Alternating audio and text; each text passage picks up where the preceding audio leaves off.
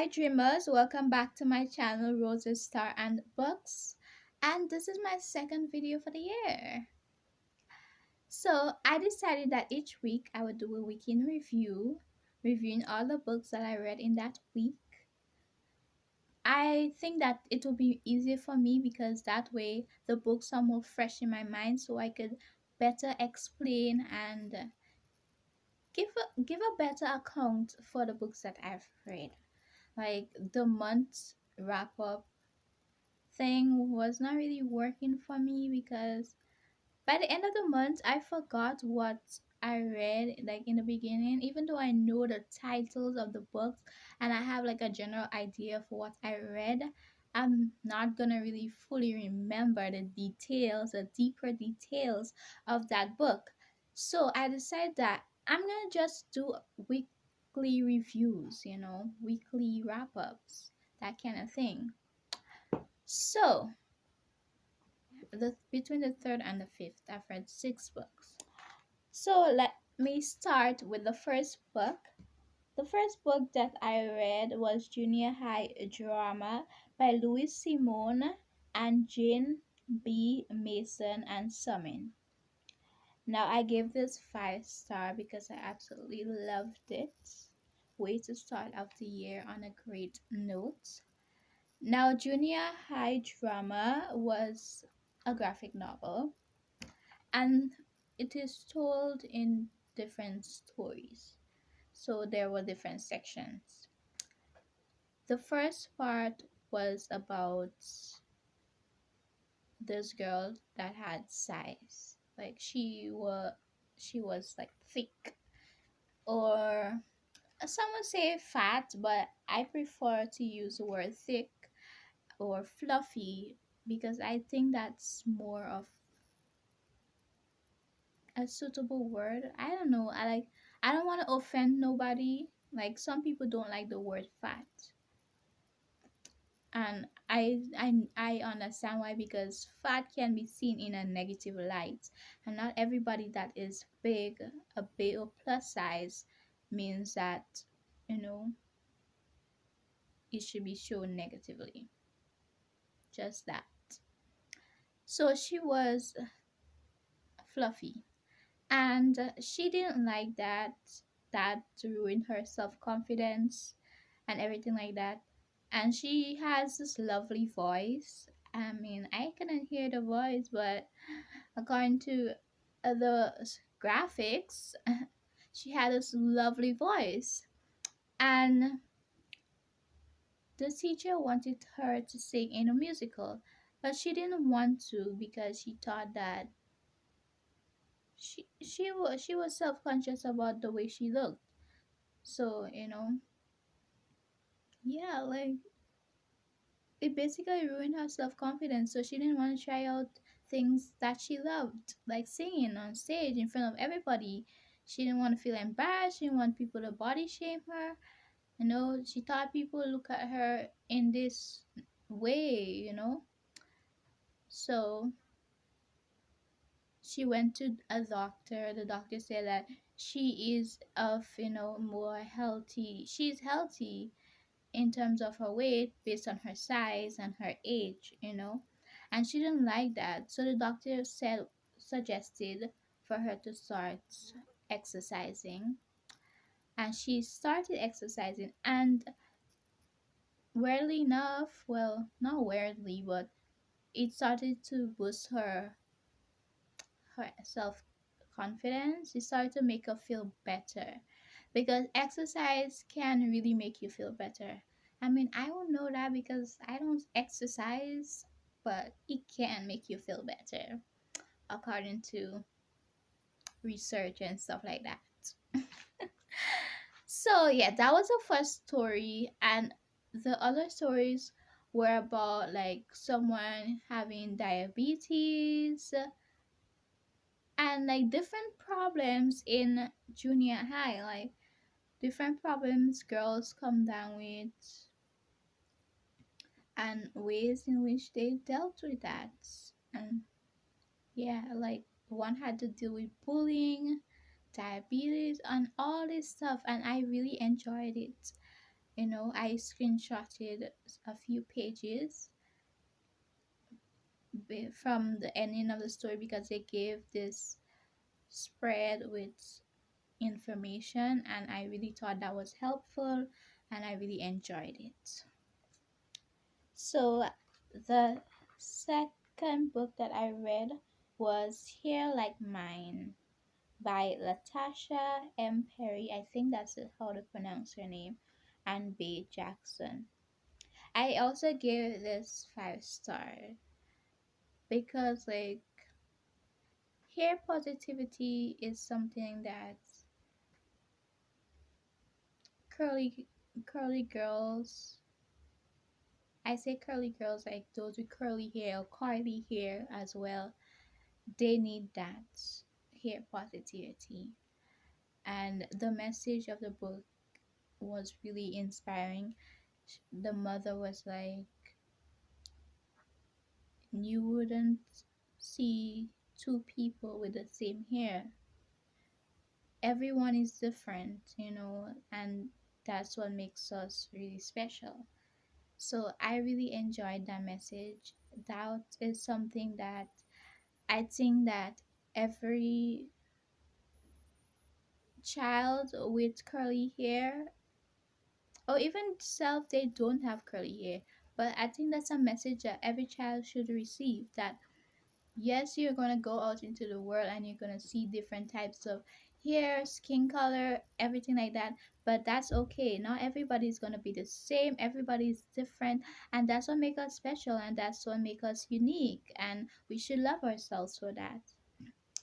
So yeah, that was really a good way to present a beautiful message, and I loved it. So then I read, this one is an arc. This one is an arc. I don't know if like I should make a separate video for my arc, but I'm gonna just include it here still. So I read In Love and Pajamas by Katana Chetwid. I think that's how to pronounce her last name. I'm not so sure. But In Love and Pajamas is this cute comic book about relationships. Well, specific to her relationship. Like there's all this cute stuff going on that couples do, and like it was just adorable. I don't even know how to explain it. Like you gotta read it to actually understand how cute it was. It wasn't only cute, but it was funny as well, and that's what I really enjoyed it.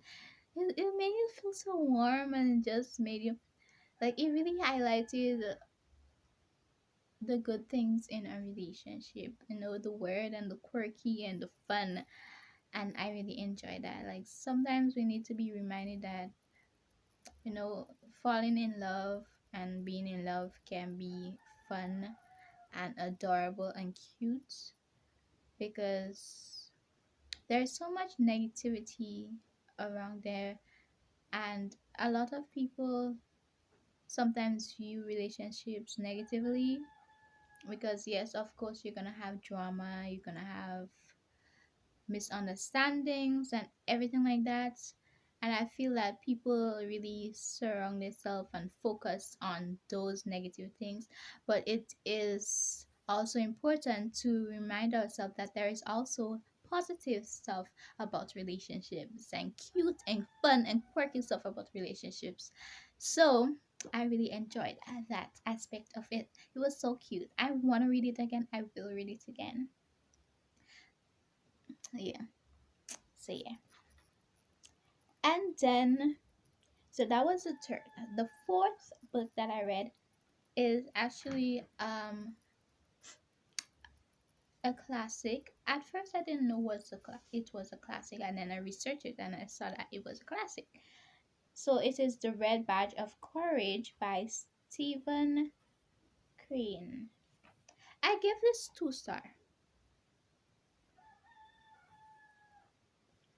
and I cannot feel bad for giving it 2 stars. I don't know if I should give it 3 stars, but I am not changing my star rating. I give it 2 stars. While this book had a lovely writing, like the writing was so beautiful, this book had like a really great writing, like really wonderful, lovely writing. I read the version where they kind of translated it from the old timeish language to a more recent, but it was also beautiful, and the older language was also beautiful. So the language of this book was very beautiful. I really enjoyed that part. What I couldn't understand was what is the real message behind the book. At one point, it may be mixed messages, but it's like it's so unclear that I don't know like what I should be thinking. At first, it's like war is like really horrible. War is such a horrible, horrible, horrible thing, you know. Like they talked about all the gruesome things that's going on, and like all the all the things that we don't want to experience. We didn't want to experience that. They talked all about that, and then coming out to the end, it's like depicted like something beautiful. Like as I say, a red badge of courage. Like you went through this and you feel like a man. You feel well. It was told through a man's perspective, so now you feel like a man. You feel, I don't know. And I'm like, so after you made us feel badly about war, you made us feel that war was so horrible, suffocating, gruesome, painful. And then you turn around and be like, but you know what? It made me feel like a man. So I guess it's good. It's great. What? So that was my issue. That was my issue with this. Like I had no problem with the writing. The writing was beautiful. The descriptions was really beautiful as well. But the message, the mixed message, the setting me up for failure situation that went down, like I didn't appreciate that at all. I did not.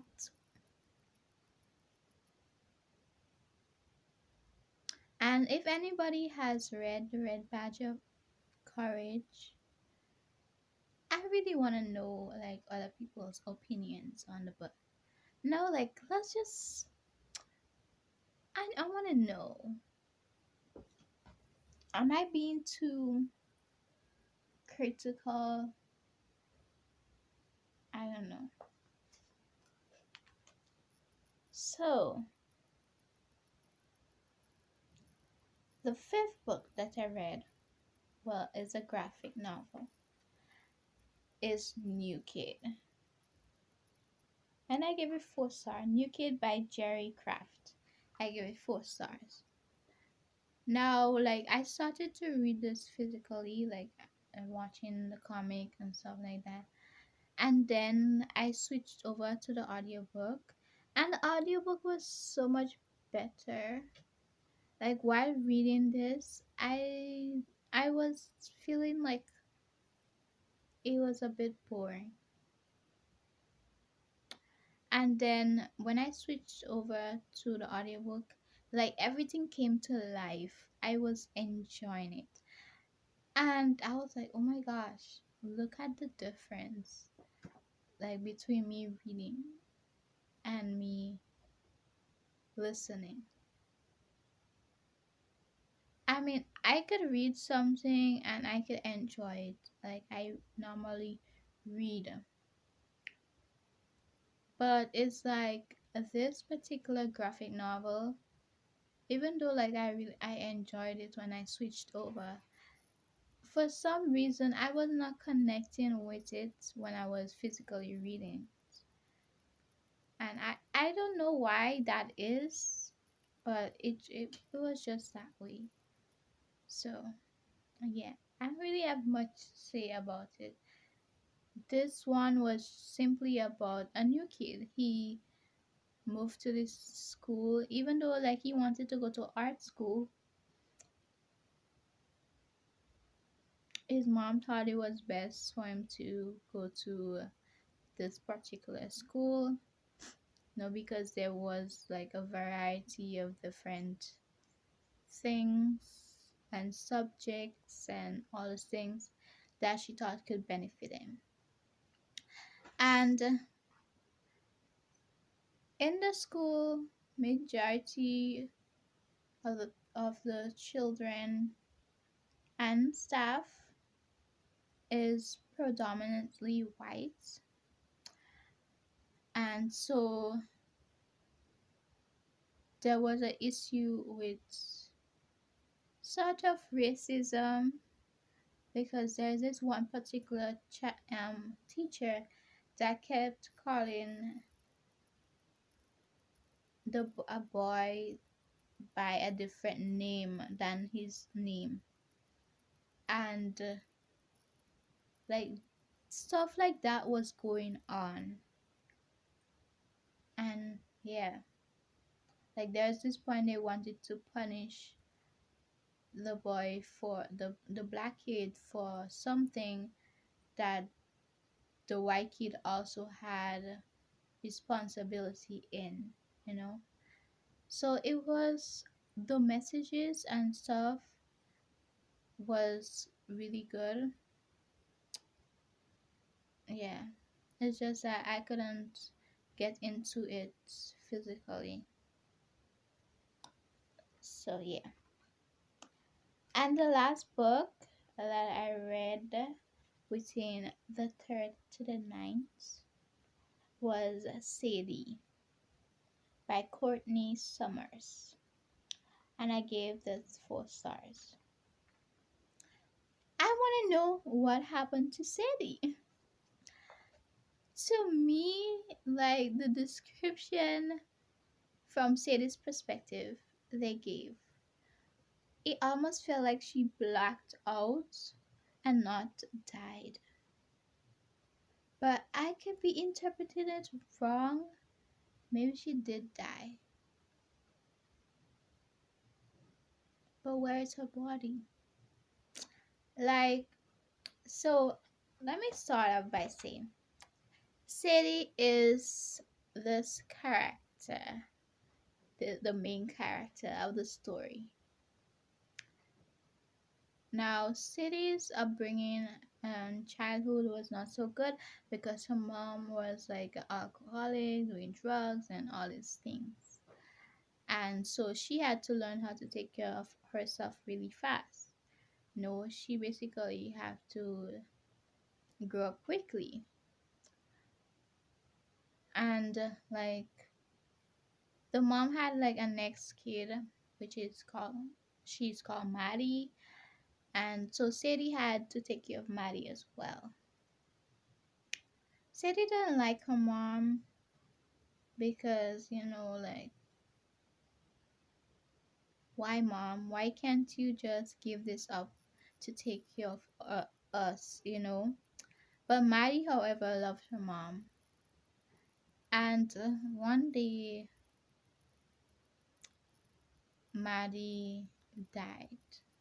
Well, someone killed Maddie, and Sadie knows who.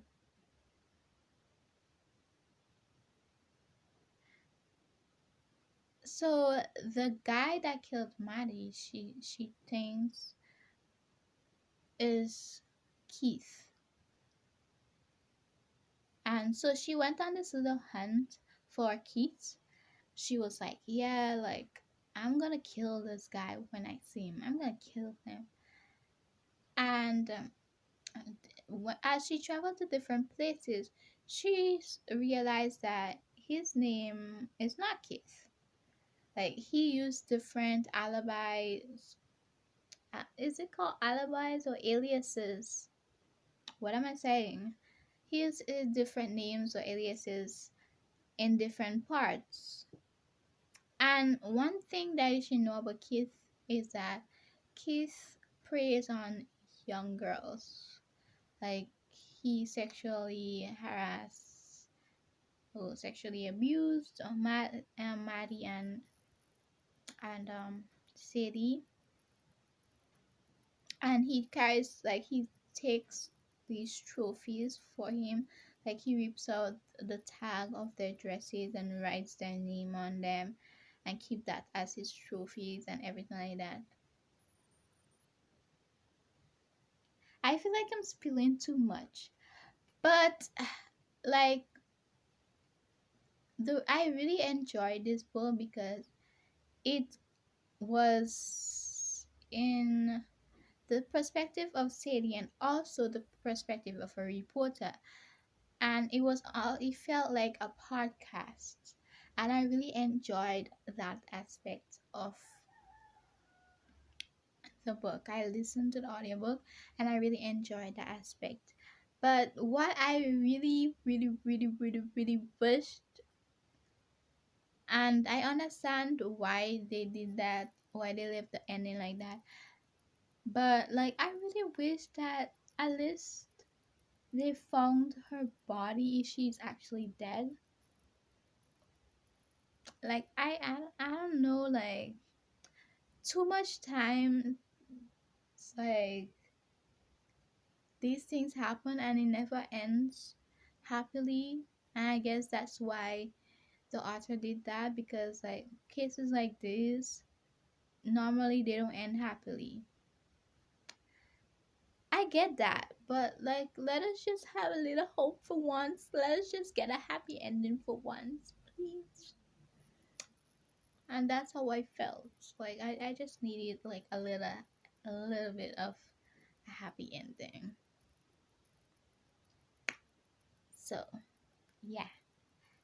So That was it for my weekly wrap up from the 3rd through the 9th of January.